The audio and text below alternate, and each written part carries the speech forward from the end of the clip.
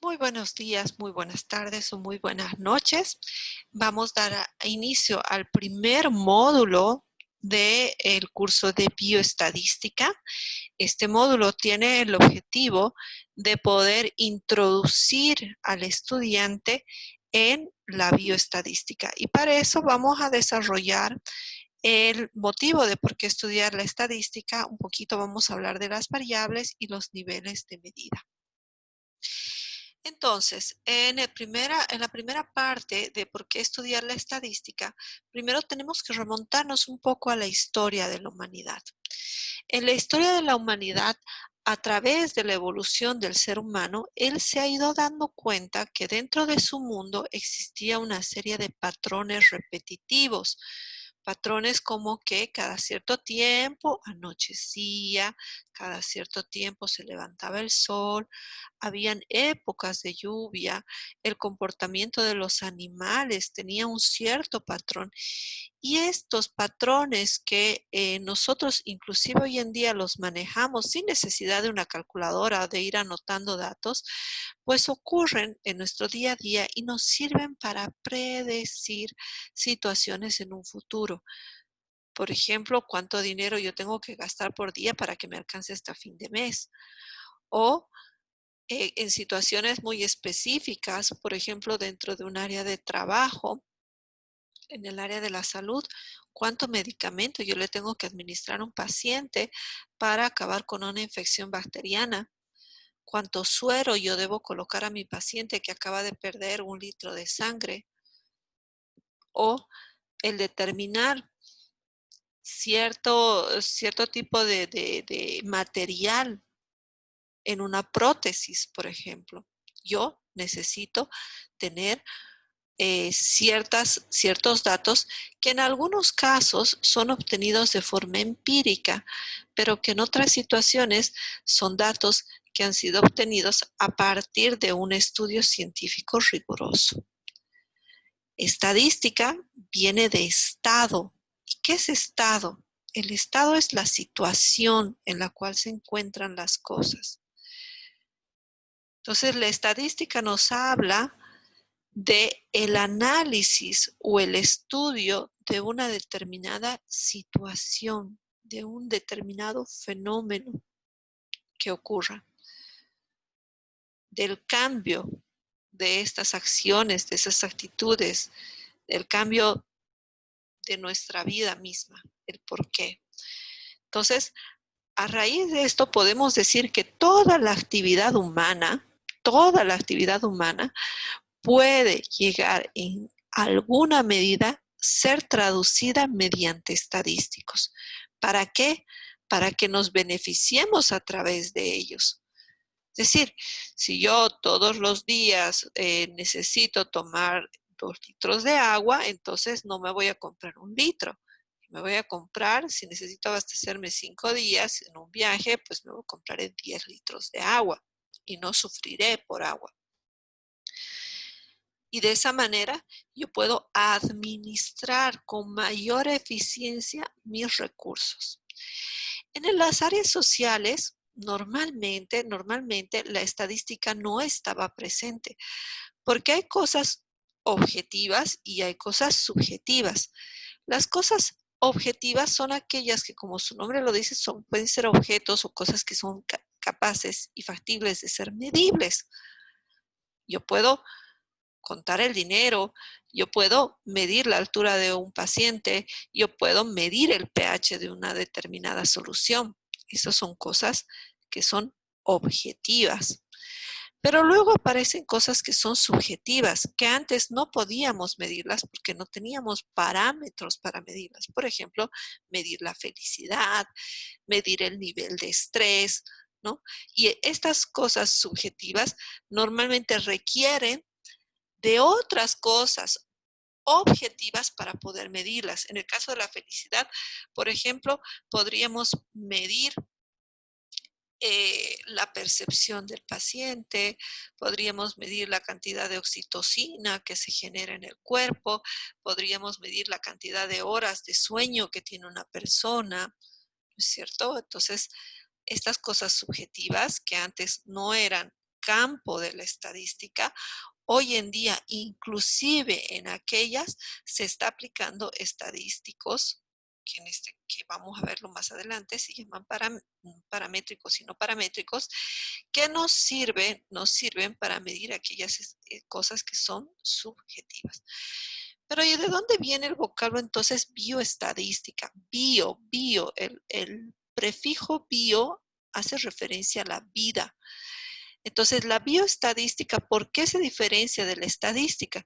Porque nuevamente, si la estadística solamente analizaba un determinado estado, la bioestadística va a incluir el estado de las cosas dentro de un componente biológico. Ay, ahí sí que estamos entrando a un campo muy, muy, muy profundo. ¿Por qué? Porque si nosotros agarramos dos hojitas de una misma planta, vamos a notar que tienen características en común, tal vez el mismo color, casi al mismo tamaño. Nos fijamos en la inervación y hasta podemos decir que tienen patrones de inervación similares, pero nunca vamos a encontrar dos hojas exactamente iguales. Si nosotros vemos en la sociedad los gemelos idénticos, pese a tener el mismo DNA, haber sido gestados dentro del mismo útero, no vamos a encontrar dos personas perfectamente iguales. Y entonces, ¿cómo la estadística va a trabajar en estos mecanismos biológicos altamente variables, que no solamente varían desde que nacen y así se mueren, no, sino que a lo largo de la vida también van variando. Es decir, el organismo que nació siendo un bebé, pasados 10 años no es ese mismo bebé. Es más, quizás muchas de sus células de inicio ni siquiera están presentes ya a los 10 años, ¿no? Porque ya se han ido desgastando, ya han sido reemplazadas por células nuevas. Entonces, los componentes químicos, bioquímicos, biológicos son altamente variables. Y al ser altamente variables, la estadística va a desarrollar herramientas especiales y específicas para poder traducir ese mundo biológico y abstraerlo a la parte matemática. Más adelante vamos a tener una sesión donde entender la diferencia entre lo que es estadísticamente significativo y biológicamente significativo, que son conceptos muy importantes en la toma de decisiones, especialmente en el área de la salud. Entonces, esta estadística, esta bioestadística va a ser una herramienta que nos va a permitir entender este mundo. Es una fotografía traducida en números de lo que está sucediendo y nos está rodeando. Pero me dicen, si arriba me dijiste que era una ciencia derivada de la matemática, ahora me dices que es una herramienta. Sí, porque la matemática para sumar utiliza el signo más y ese signo más se transforma en una herramienta. Y si yo voy a sumar 1 más 1 más 1 más 1 más 1 más 1, entonces es mejor que utilice el signo por. Y el signo por de multiplicación es otra herramienta. Entonces, la estadística, al devenir de la matemática, también desarrolla herramientas que son fórmulas matemáticas que simplifican esos datos, esa cantidad inmensa de datos de 1,000, 10,000, 100,000 personas, para poder entender qué es lo que está sucediendo con esa situación, para poder saber, por ejemplo, cuáles son los signos y los síntomas más prevalentes en el coronavirus. ¿Para qué? Para que la gente pueda hacer un diagnóstico precoz, que me permita decidir los parámetros normales de calidad del agua. ¿Para qué? Para evitar que las personas se intoxiquen con cloro, por ejemplo, al tratar de desinfectar el agua. O lo contrario, que yo no adicione suficiente cloro y sobrevivan demasiadas bacterias y entonces las personas empiecen a morirse por enfermedades gastrointestinales derivadas de una mala sanitización del agua. Entonces, hay parámetros que nosotros debemos desarrollar y para eso la estadística desarrolla herramientas, que en este caso son herramientas matemáticas, para poder simplificar esa información y entender a través de pocos números lo que está sucediendo, este mundo que nos rodea. Pero ¿para qué necesitamos entenderlo? Para tomar decisiones, decisiones sabias, decisiones eficientes y eficaces.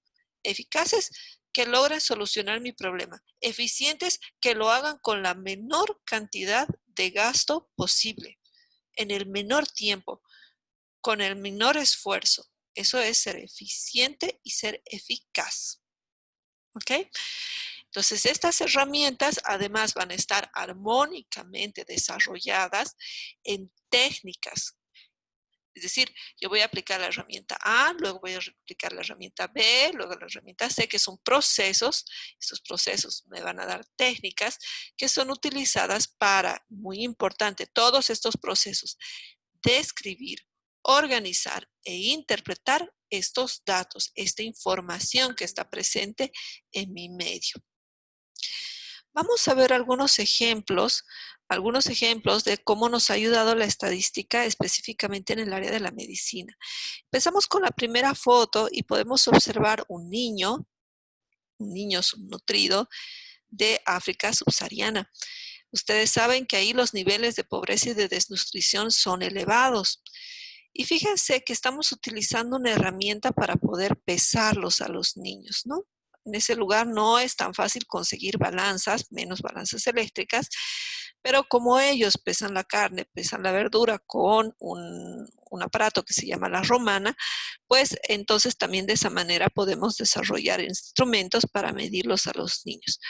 ¿Por qué es necesario pesarlos? Para conocer su nivel de desnutrición y para poder determinar el grado de desnutrición que tienen estos niños y de esa manera escoger estrategias que sean lo más adecuadamente posibles para poder solucionar su problema de salud. Recuerden que es muy difícil encontrar comida en el desierto, que es muy difícil traer comida al desierto y pues hay una gran cantidad de niños que no solamente sufren de desnutrición, sino también tienen una prevalencia elevada de enfermedades, malaria, bueno, no, en África en general la malaria es terrible, pero también tenemos otro tipo de enfermedades que pues son prevalentes, entonces vamos a tener y vamos a utilizar las estadísticas para saber, por ejemplo, cuántas unidades de vitaminas debemos administrarles. ¿Es la misma cantidad que debemos administrar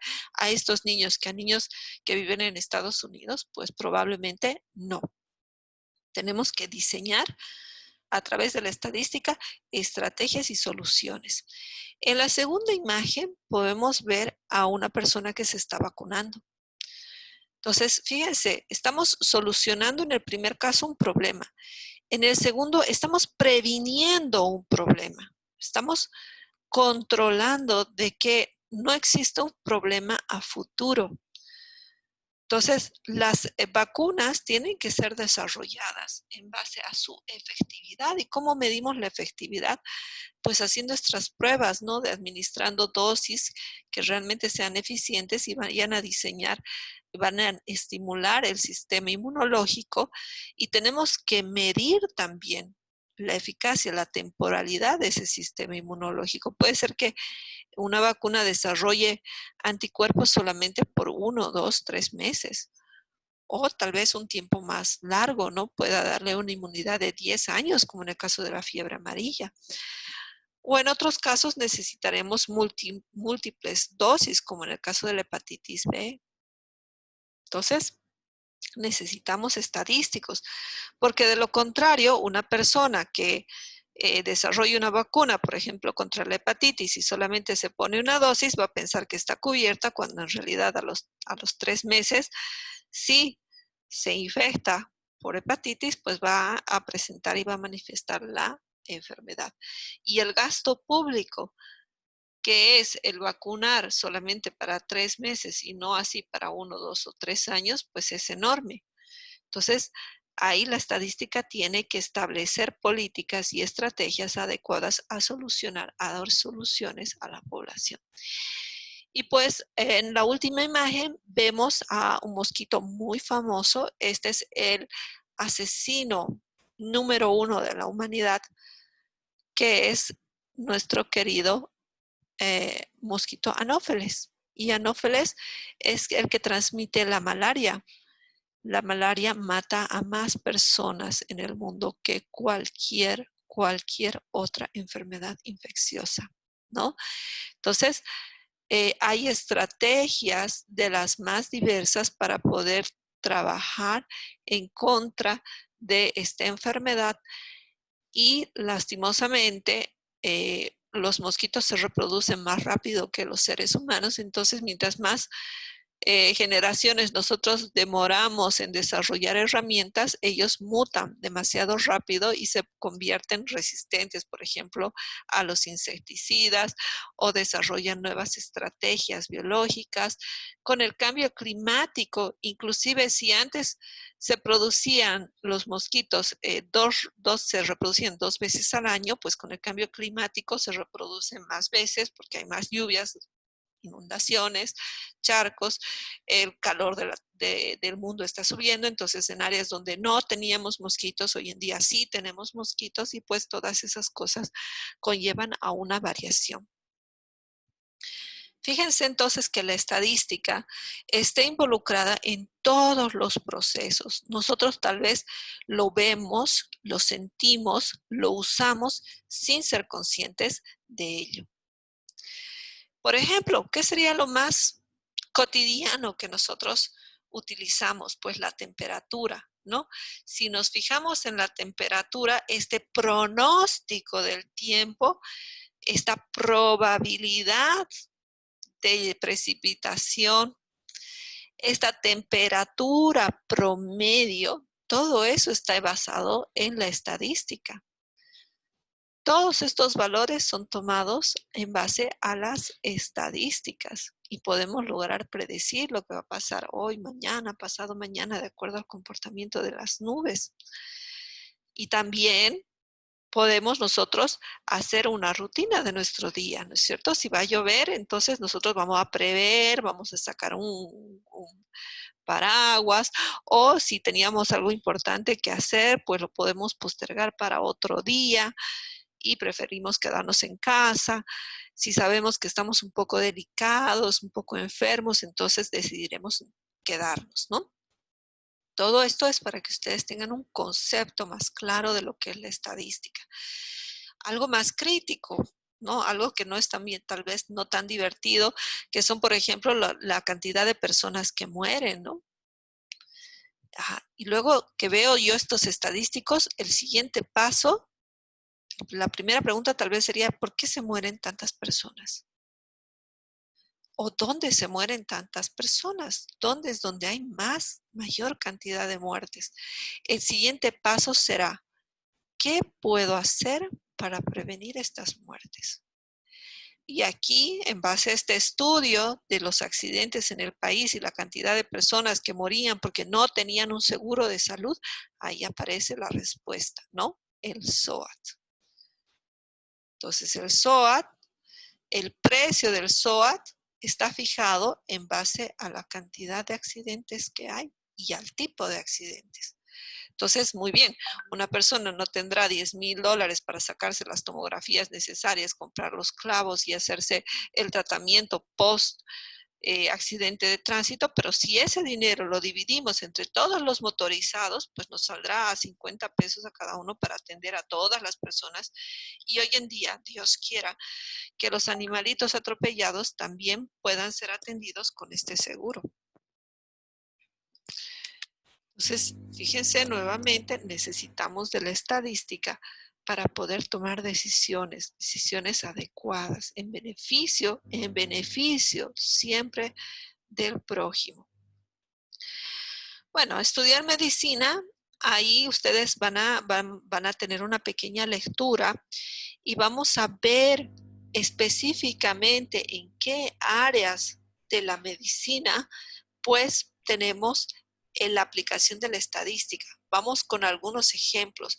En estadísticos demográficos, ¿cuántas personas nacen? ¿Cuántas personas mueren?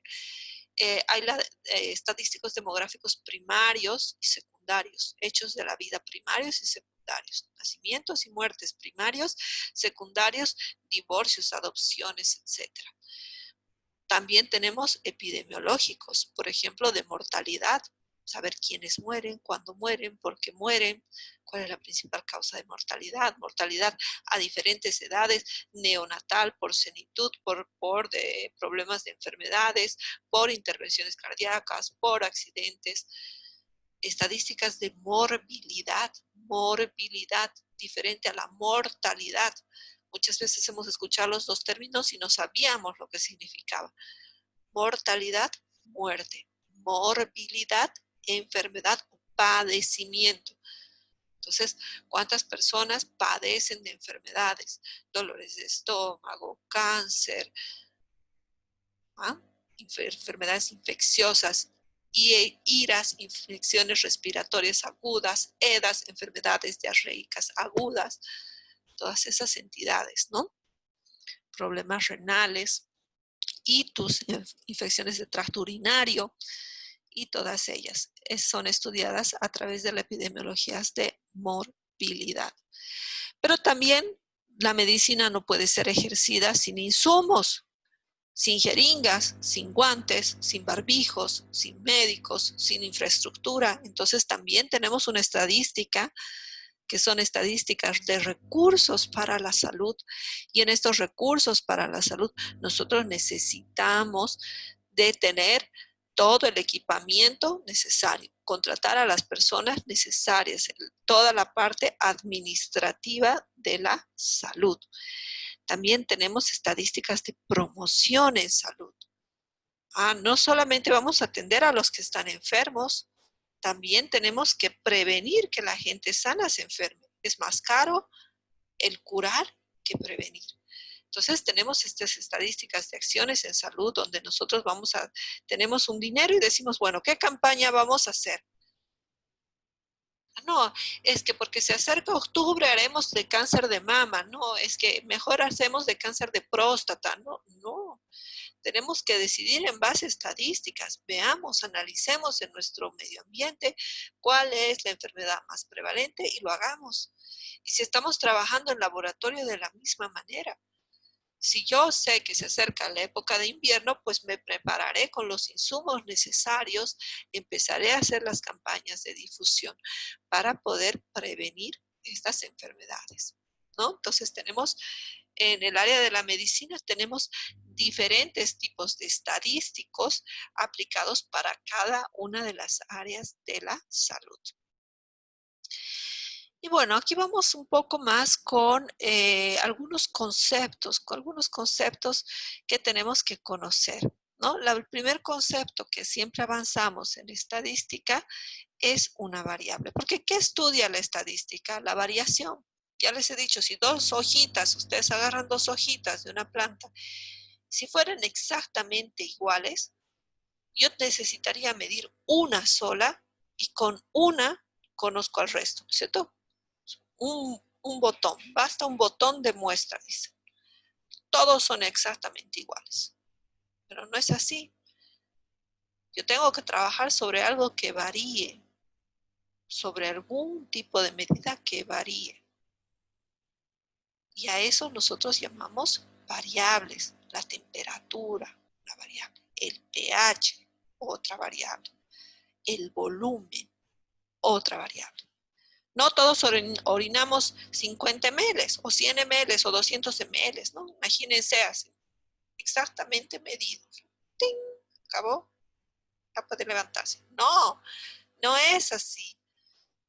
Cada uno en su biología tiene, si toma más agua, orinará más, si toma menos agua y está en un proceso de deshidratación, dejará de orinar. Entonces, vean que el primer paso de estadística es identificar la variable que yo quiero analizar. Eso es importante. ¿Qué quiero analizar? ¿Qué voy a medir para yo clasificar para describir esta situación?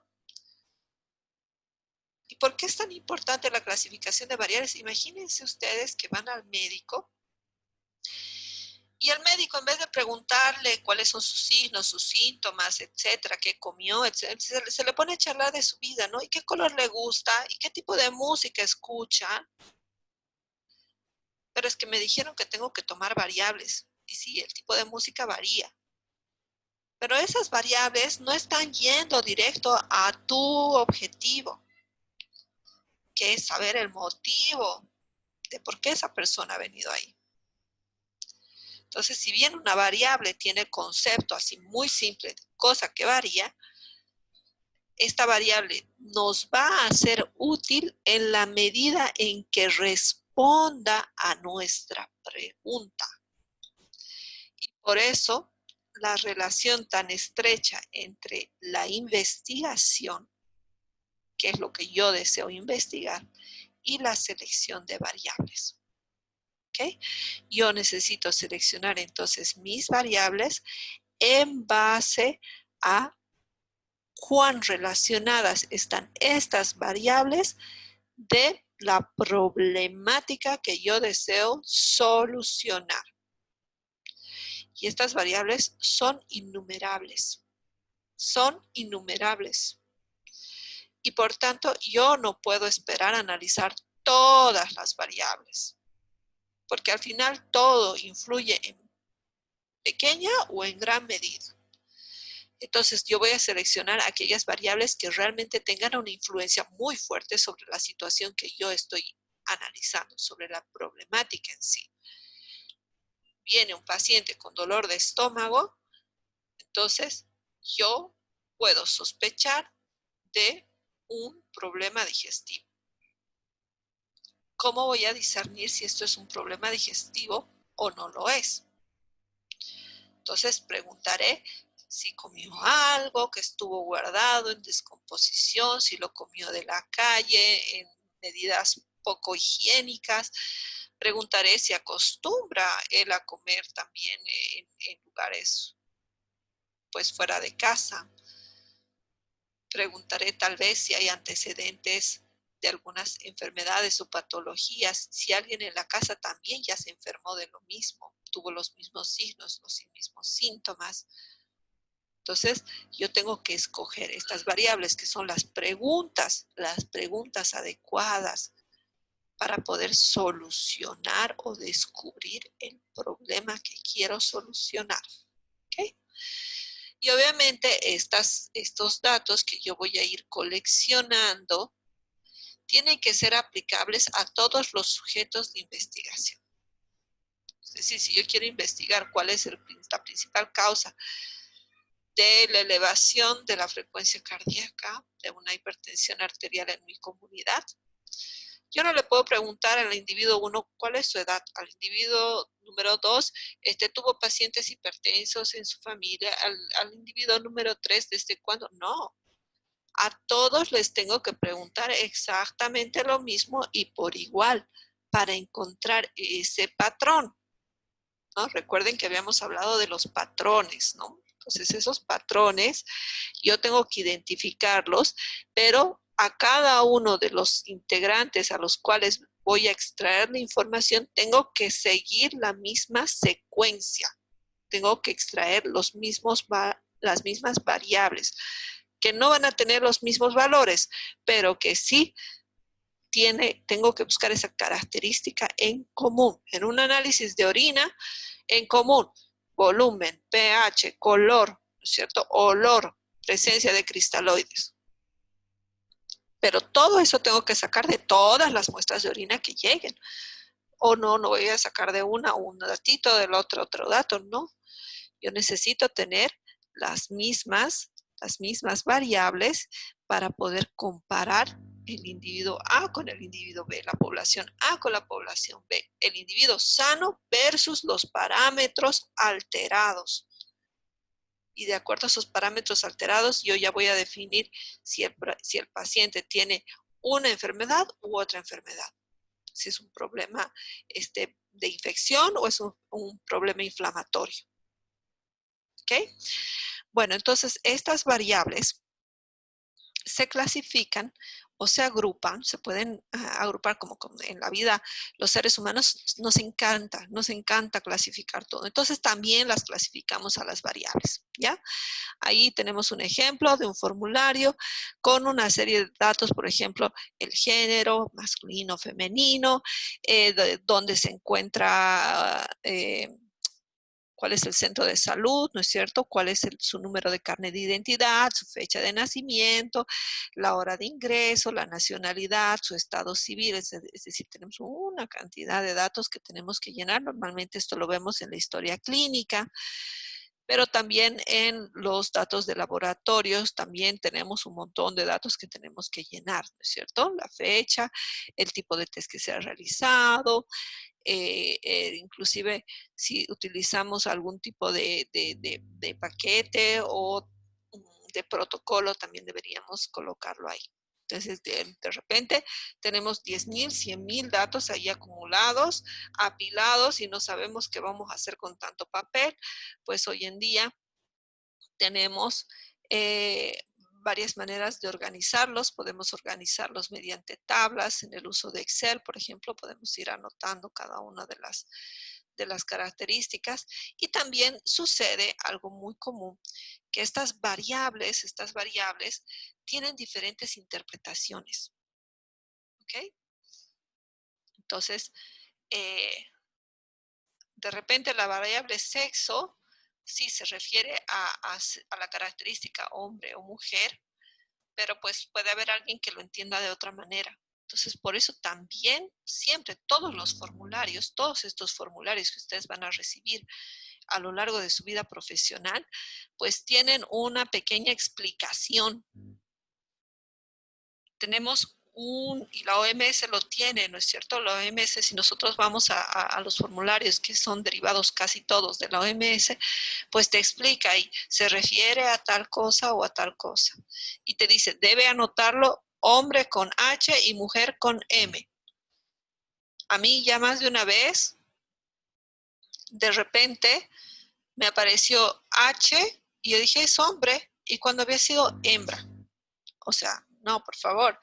De repente algunos se anotan HM, otros hembra macho, y ya me cambió completamente, es totalmente lo opuesto. En los otros le ponen F femenino, M masculino.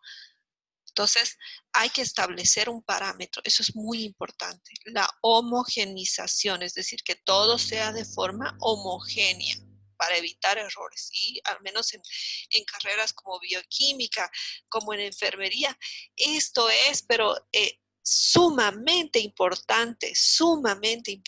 De esto puede devenir muchos problemas de una mala anotación, ¿no? En pediatría, edad del neonato, 3. ¿3 qué? 3 días, 3 meses, 3 años. Es radical la diferencia. Y de repente pero no la ves, bebecita. Sí, yo la veo, pero cuando tengo el papel no tengo la foto de la paciente. Yo necesito que en el papel me establezca cuál es el tiempo que tiene, ¿ya? Y así, de igual manera, el estado civil le puso soltero. Sí, pero lo que pasa es que estaba casado, pero se separó. Entonces ahora está soltero. Ok.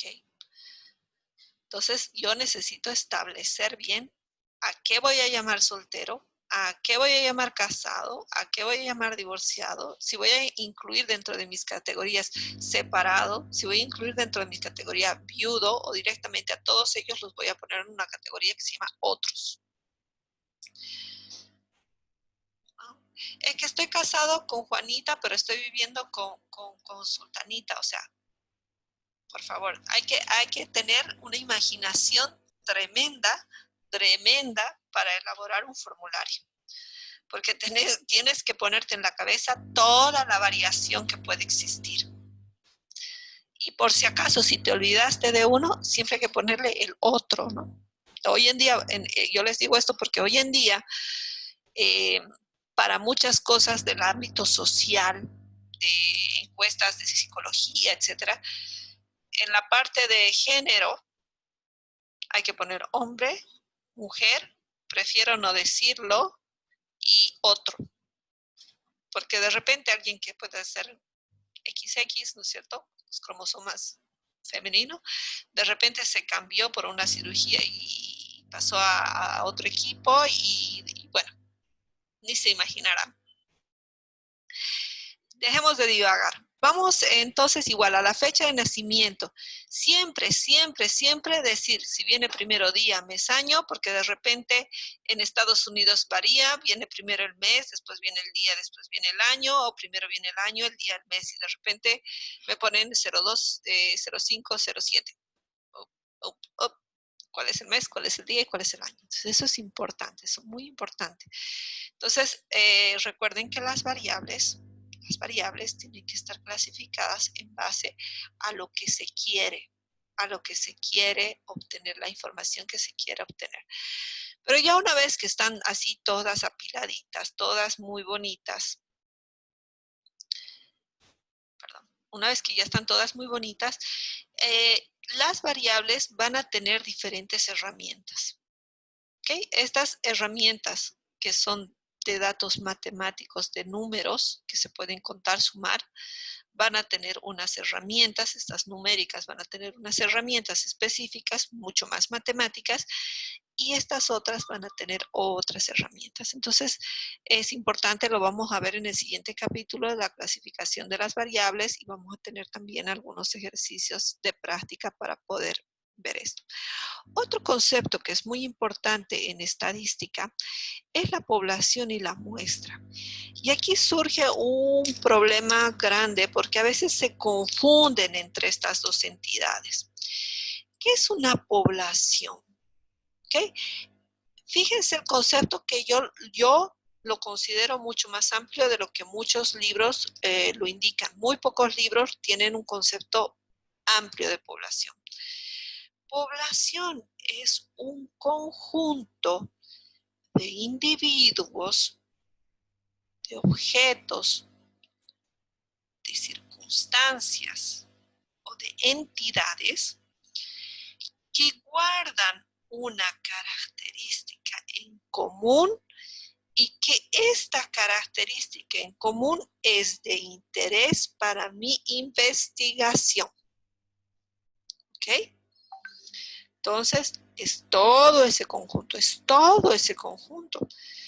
Y tenemos que entender que esta población puede ser muy grande y muy amplia y puede abarcar continentes y países, etcétera, como también puede ser muy específica y abarcar a un grupo pequeño que mantenga esa característica. Por ejemplo, yo voy a hacer un estudio sobre mujeres embarazadas. ¿Quién es mi población? Primero, mujeres. Segundo, que estén embarazadas. Y ahí yo me preguntaré, ¿estas mujeres embarazadas que yo voy a analizar son mujeres de todo el mundo? Ah, no, lo que pasa es que yo no me puedo ir a viajar a todo el mundo, entonces yo solamente voy a analizar a las mujeres embarazadas de Bolivia. Ya, perfecto. Pero las mujeres embarazadas de Bolivia, ¿cuándo? ¿Ahora?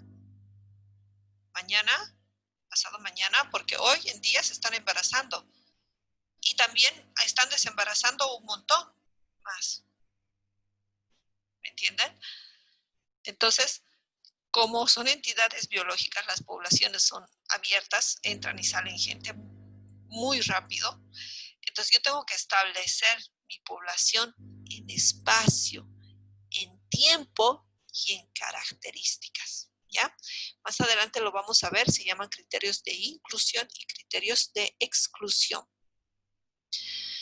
Ahora bien, ¿y qué se diferencia esta población de la muestra? Porque para mí es lo mismo.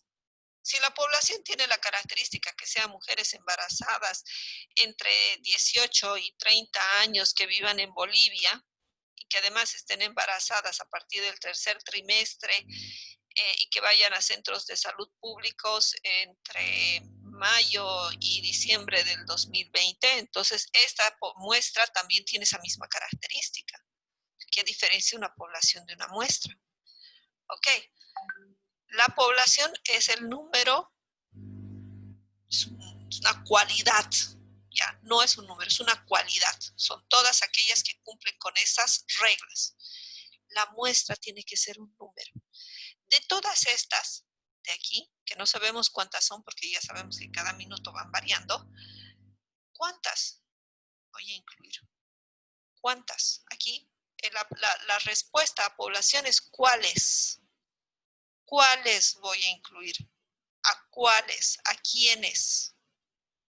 Una característica cualitativa. Mientras que la muestra me pregunto ¿a cuántos? ¿A cuántos de esta población voy a incluir? ¿Y cómo sé yo cuántos voy a incluir? ¿Incluiré a 10? ¿A 20? ¿100 serán necesarias? ¿400? ¿10 millones? ¿A cuántas? Bueno, para escoger a cuántas hay muchos parámetros. Ya el principal y el factor limitante es ¿a cuántas tú puedes analizar? Bueno, yo quiero analizar a mujeres diabéticas, embarazadas, que además hayan perdido un riñón en este año. Uf, ¿a cuántas vas a poder alcanzar? ¿A cuántas vas a poder rastrear? La población no la sabes, ni las mismas estadísticas lo saben. Entonces la cuestión es a cuántas vas a poder tú muestrear. Puedes tener el deseo de hacer a 10,000, pero por ahí no tienes el dinero suficiente, no tienes el tiempo suficiente, no tienes el recurso suficiente. Sí, pero debe haber un parámetro, sí, estadísticamente, matemáticamente, sí, hay una fórmula, tú le dices la población es tanto, tiene la media, tiene la desviación estándar, quiero un error de 0,05, le pongo enter y me sale. De parámetro de 400 para abajo. Ese es matemáticamente. Con 400 personas o con 400 individuos de esta población, yo ya me garantizo una buena estadística con 95% de probabilidad y un 5% de margen de error. ¿Será que puedo alcanzar esas 400 personas? Por un lado. Y por otro lado, tengo también que considerar el nivel de variación. Y ahí viene el ejemplo del queso y el ejemplo de la torta, ¿no? O de la pizza. Si yo me voy a querer comprar un queso, yo no tengo que probar un medio kilo de queso para saber qué sabe el queso. La señora me da un pedacito chiquitito de 1 centímetro cúbico y con eso yo ya sé que el sabor es queso. ¿Por qué? Porque el queso es uniforme. Demuestra un botón, una cosa chiquitita. Entonces, con ese pequeño tamaño de muestra, yo ya sé porque todo lo demás se comporta igual. Yo ya sé en sí que la variación intrínseca es muy poca. Si yo voy a analizar una sustancia química, no sé, cloruro de sodio o lo que sea, yo no necesito analizar los 2 litros. Saco una muestra de 10 ml. Si yo quiero analizar la sangre que existe de mi paciente, yo necesito hacer ese cálculo matemático, ¿no?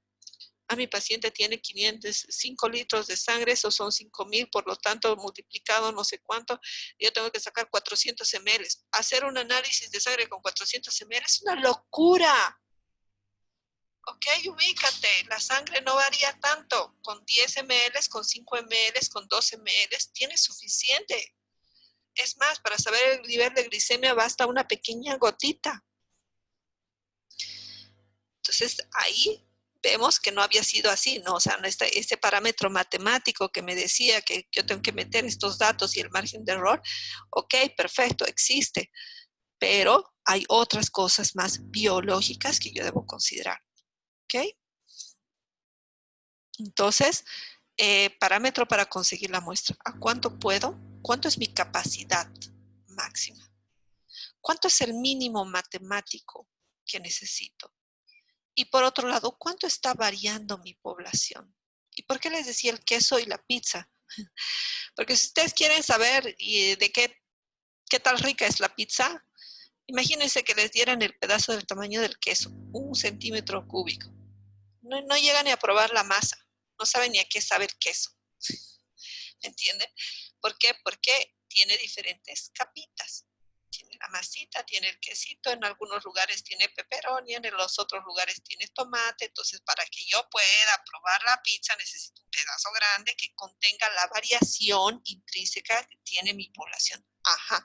Entonces, esta población tiene que tener la misma variación esta muestra tiene que tener la misma variación que mi población.